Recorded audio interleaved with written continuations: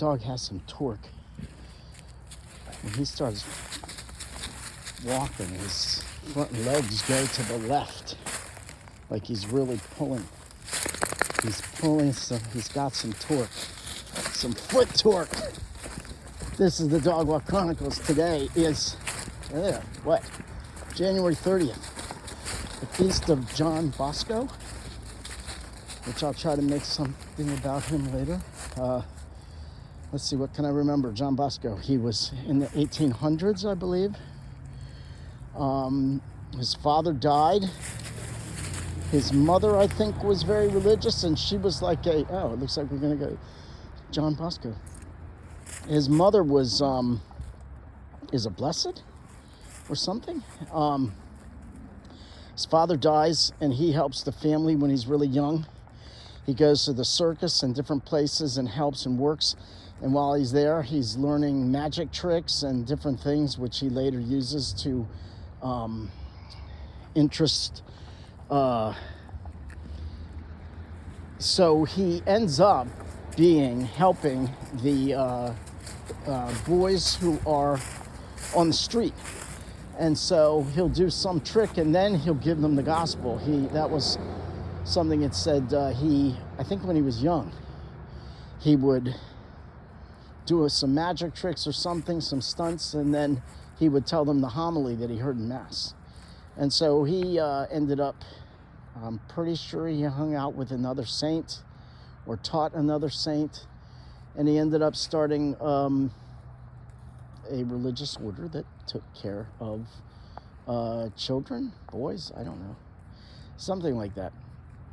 I'll get into more detail, but today is John Bosco, or is it Don Bosco? John Bosco. And it's contemporary.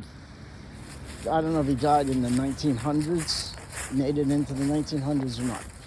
Today's first reading is 2 Samuel. First reading is 2 Samuel. Come on, Toby.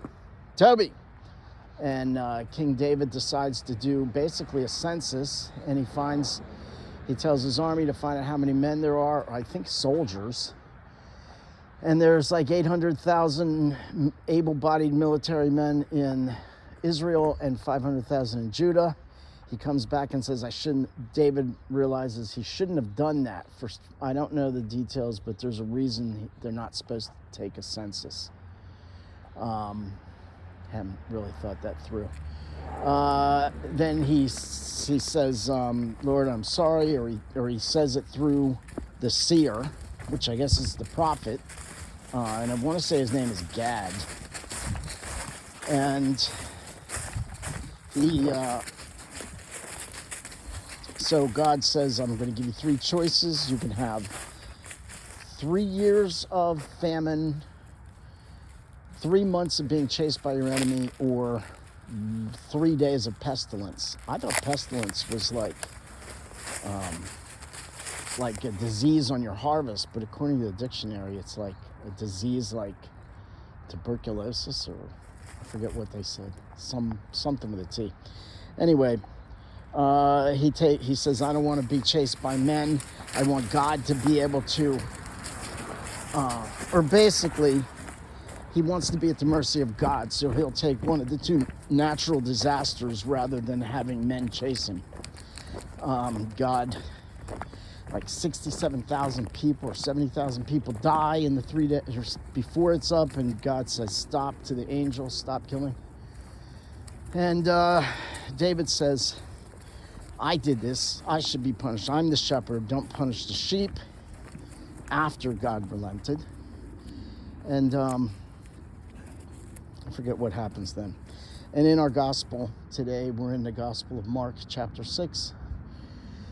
Jesus then leaves the synagogue and goes to his hometown. And people are amazed at his speaking with authority, where he gets this wisdom.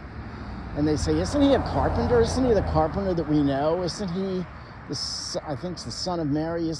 Aren't those his brothers and his sisters over there? Which I'm still not satisfied with well, anyway, yeah, and then Jesus says, good gosh, dog, must you thrash around so? Jesus says, A prophet is not, I don't know, never, not respect. Jesus says something like a prophet is never listened to in his own hometown. I guess if you're a prophet, most of the prophets had some sin in their lives, except for Jesus. So I guess now we go for anyone really being in the church or doing things, helping, volunteering, whatever. If one appears to be holy, and then your brothers and your sisters and your parents, they know that the things you do. Your neighbors, your friends, your classmates, they know when you knocked that kid over or when you did whatever you did. But that's not the case with Jesus, because he never did anything wrong. So they really got nothing on this guy. So Jesus is able to cure a few people by, I think it was laying hands on them or something.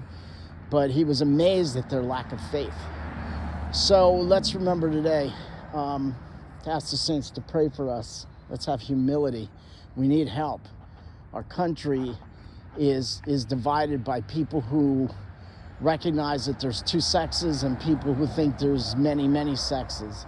It's just, anyway, by people who think that marriage is between a man and a woman, as it always has been, as the definition is, and people who think it can be just almost any pairing or multiplicity of people.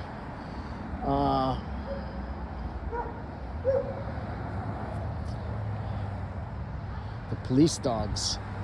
I live across from the police. 1, 2, 3, 4 park police with their dogs. Are they allowed to bark? That's not very well trained, is it? Do they bark just for nothing? Did they just accuse me of something? Are they drug dogs? They got nothing on this guy, as they say. Anyway, so let's remember to ask all the saints to pray for us, particularly St. John Bosco today, who was in exceptional care for the young people, for their souls and for their well-being. And let's continue to ask God mercy on the souls in purgatory. Right, Gus?